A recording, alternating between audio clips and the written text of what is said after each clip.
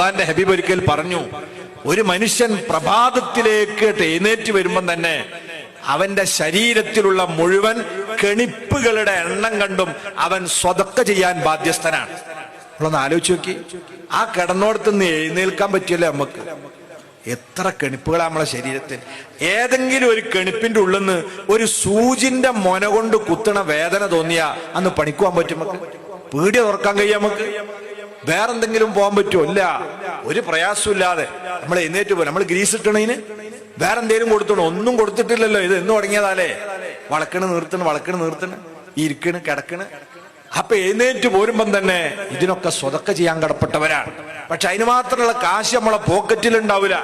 അതുകൊണ്ട് മുത്തനബി പറഞ്ഞു, കുല്ലു തസ്ബീഹത്തിൻ സ്വതക്ക, നിങ്ങൾ ചൊല്ലുന്ന സുബ്ഹാനല്ലാഹ് സ്വതക്കയാണ്, അൽഹംദുലില്ലാ സ്വതക്കയാണ്, അല്ലാഹു അക്ബർ സ്വതക്കയാണ്, അംറും ബിൽ മഅറൂഫി സ്വതക്ക, നന്മ ഉപദേശിക്കൽ സ്വതക്കയാണ്, തിന്മ വിരോധിക്കൽ സ്വതക്കയാണ്, ഒരാൾക്ക് അയാളുടെ ഭാരം തലയിലേക്ക് കയറ്റി വെച്ചു കൊടുക്കൽ സ്വതക്കയാണ്, ഒരാൾക്ക് വെള്ളം കോരി കൊടുക്കൽ സ്വതക്കയാണ്, ഒരാളെ വാഹനത്തിലേക്ക് കയറ്റാൻ സഹായിക്കൽ സ്വതക്കയാണ്.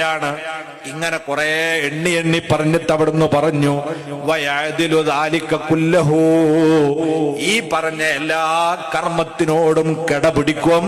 റകഅത്താനി യർകഉഹുമാ ഫിൽ ളുഹാ, ഒരു മുസ്ലിമായ മനുഷ്യൻ ളുഹായുടെ സമയത്ത് നിർവഹിക്കുന്ന 2 റക്അത്ത് സുന്നത്ത് ഇതിനൊക്കെ പകരം വെക്കാവുന്നതാണ്.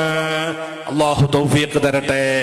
ഇങ്ങനെയുള്ള ഇബാദത്തുകൾ കൊണ്ട് ധന്യമാക്കി പാരിത്രിക ലോകത്തേക്കുള്ള നമ്മളെ തുലാസ് നിറക്കാൻ ഈ റമളാനു ശരീഫിനെ നമ്മൾ ഉപയോഗപ്പെടുത്തണം.